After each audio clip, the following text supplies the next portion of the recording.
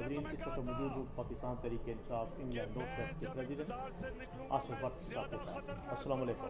वालेकुम सलाम सर। तो सर पहले तो आपका तो शुक्रिया सबसे कि पहले आपने आपसे अपने गुजारिश है कि वक्त इस से चैनल को दिया। फॉलो, तो लाइक और रीपोस्ट आसिफ ज़रूर भट्ट साहब, कीजिएगा। आप पाकिस्तान से इंग्लैंड में कब तशरीफ लाए?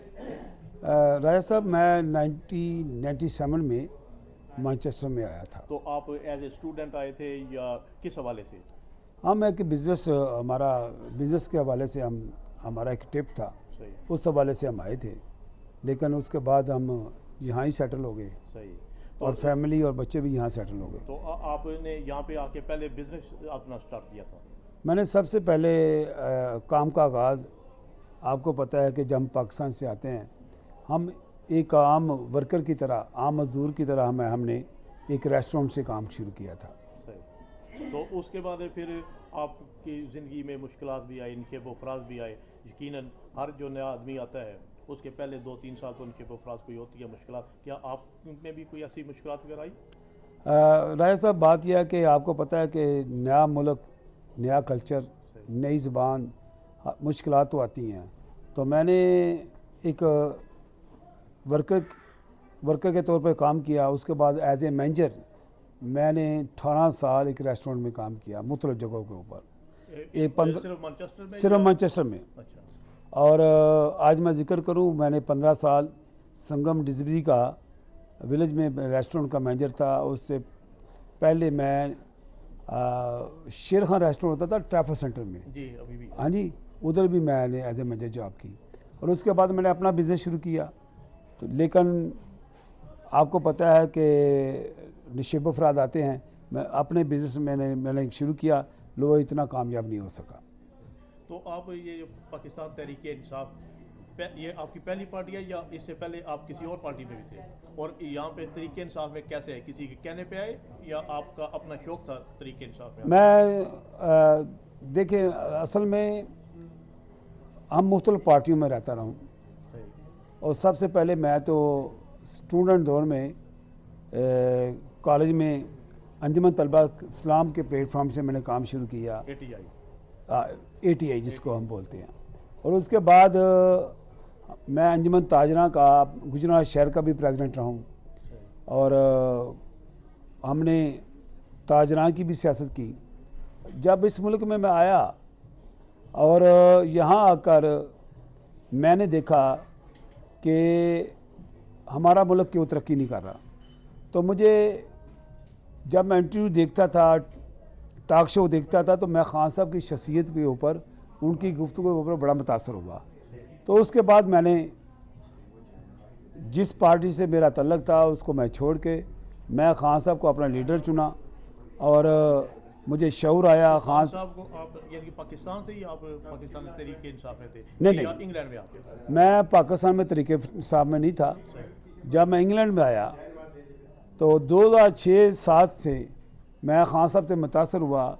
खान साहब का एक जलसा हुआ था शेल्टन स्वीट में, यहाँ मैनचेस्टर में, वो भी मैंने अटेंड किया, खान साहब से मुलाकात की। उसके बाद मैं बाकायदा तौर पर पार्टी को ज्वाइन किया। तो शुरू में आप पार्टी के नॉर्मल वर्कर के तौर पर काम किया या शुरू से ही आपको कोई ओहदा मिला था? मैं शुरू में एज ए वोटर सपोर्टर 2011 में बाकायदा मैं PTI की बाकायदा जो ऑफिशियल हमारी मेंबरशिप है वो मैंने हासिल की। और उसके बाद मैं मुख्तलिफ प्रोग्राम्स में, जहाँ प्रोटेस्टों में, जिस तरह 2011 से शुरू हो गए थे, तो हर जगह पे हम मौजूद होते थे। और हम, लेकिन उसके बाद 2016-17 में हमने एक IK लवर के नाम के ऊपर एक तंजीम बनाई। उसका बुनियादी मकसद ये था कि खान साहब के साथ जो लोग मोहब्बत करते हैं। IK लवर, नाज़रीन को ये बता दें, IK लवर ये एक इमरान खान। IK लवर का मतलब यह है कि इमरान खान लवर, कि जो खान साहब आपको पता है बहुत बड़े सेलिब्रिटी थे।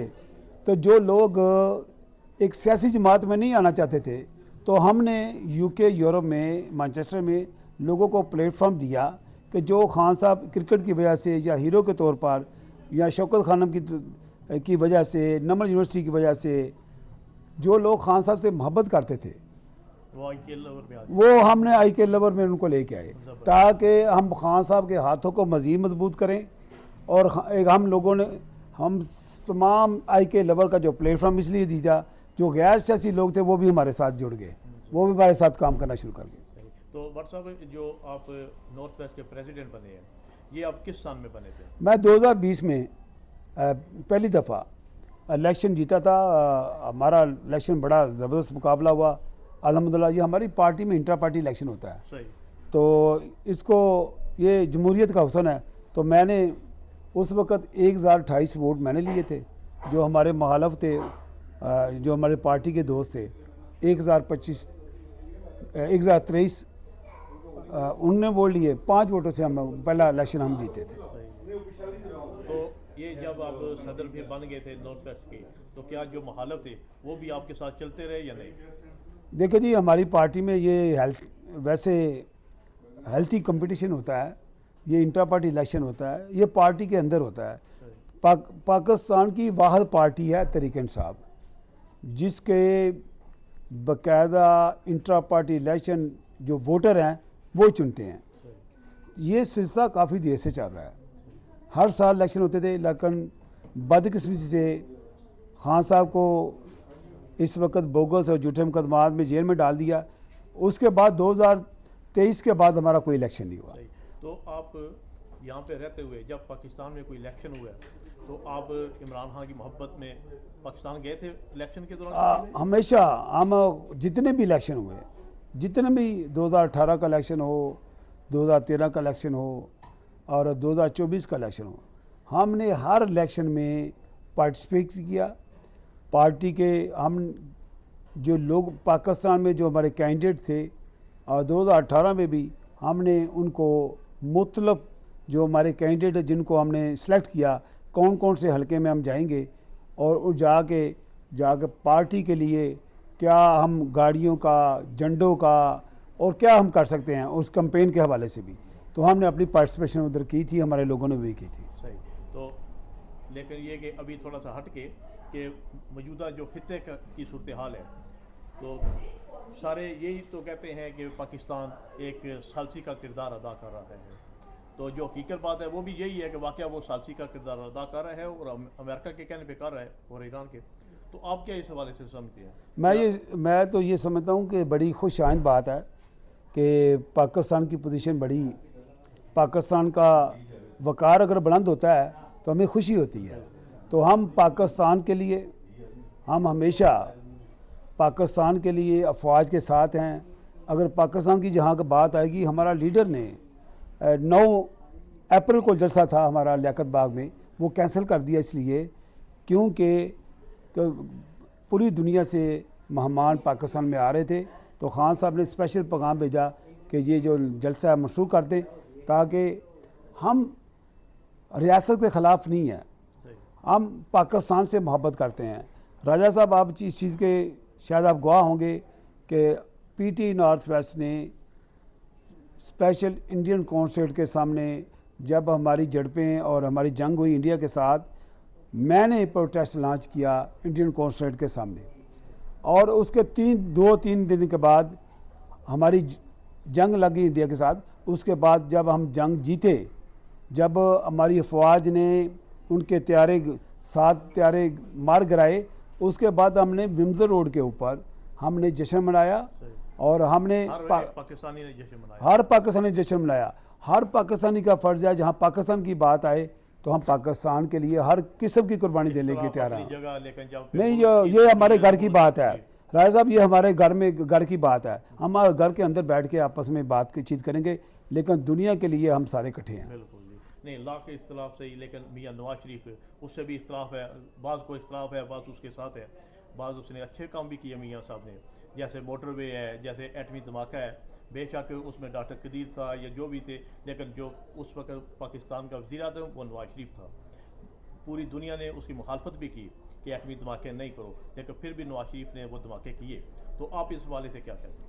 मैं ये कहता हूँ कि अगर एटमी हवाले से अगर मैं 2 नाम ना लूँ तो बहुत बड़ी ज़्यादती है।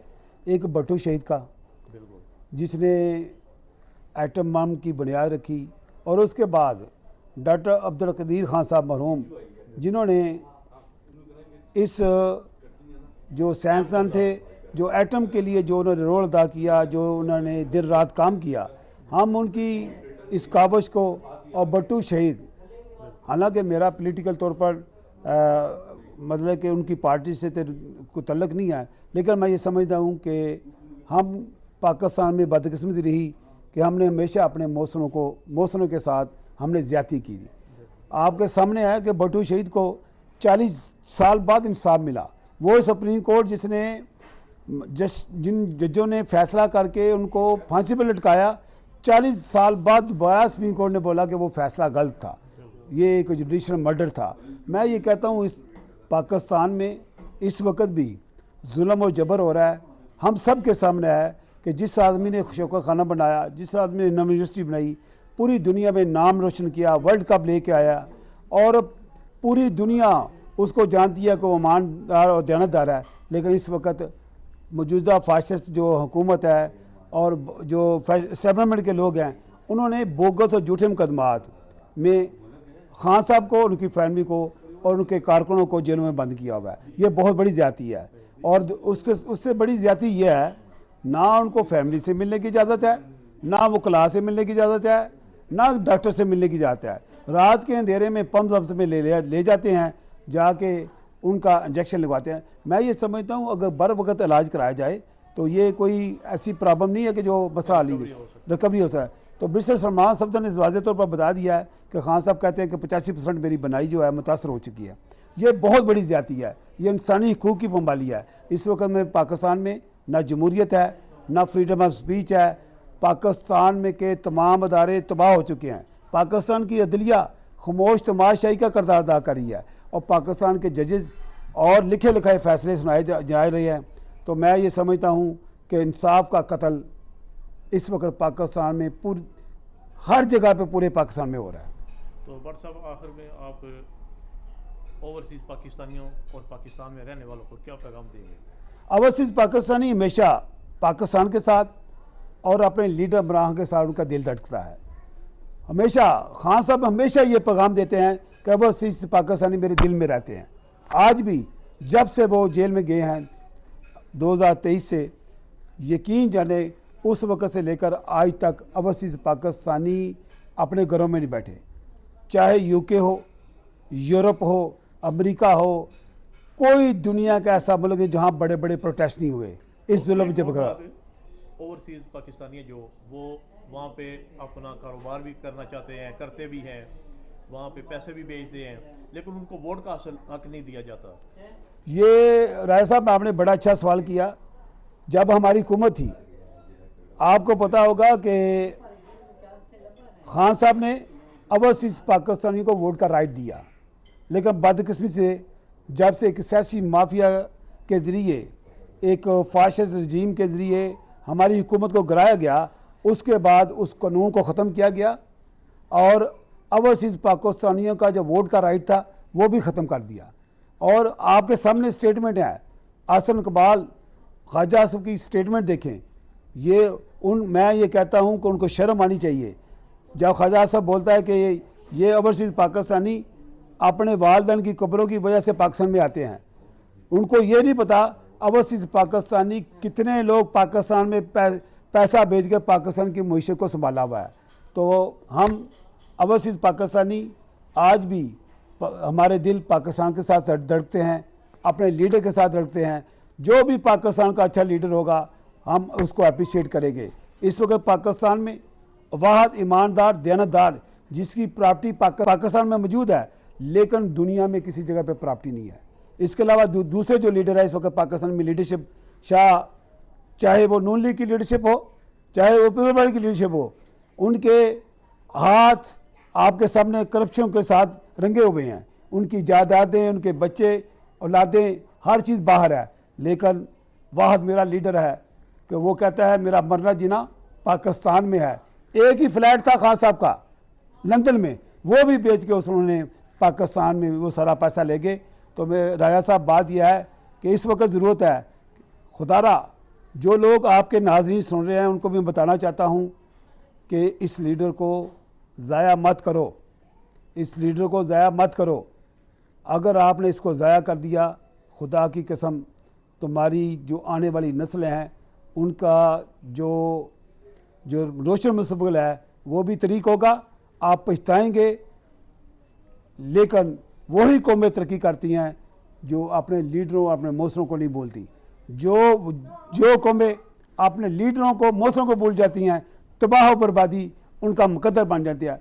आखिरी बात मैं करना चाहता हूँ ये है हज़रत अली का, हज़रत अली रज़ियल्लाहु अन्हु का वादे तौर पर कौल मशहूर है कि जुल्म का निज़ाम तो चल सकता है, नाइंसाफ़ी का निज़ाम नहीं चल सकता। इस वक्त पाकिस्तान में हर मजदूर के साथ, हर आवाम के साथ, हर आदमी के साथ, हर दायरे में नाइंसाफ़ी हो रही है। तो अगर पाकिस्तान को बचाना है तो जुल्म को बंद करना पड़ेगा, खान साहब को रहा करना पड़ेगा। जो असल पाकिस्तान के हुक्मरान हैं, जो पाकिस्तान की आवाम ने जिन लोगों को चुना है, उनको प्राइम मिनिस्टर बनाना पड़ेगा। ओके, थैंक यू जी, आपने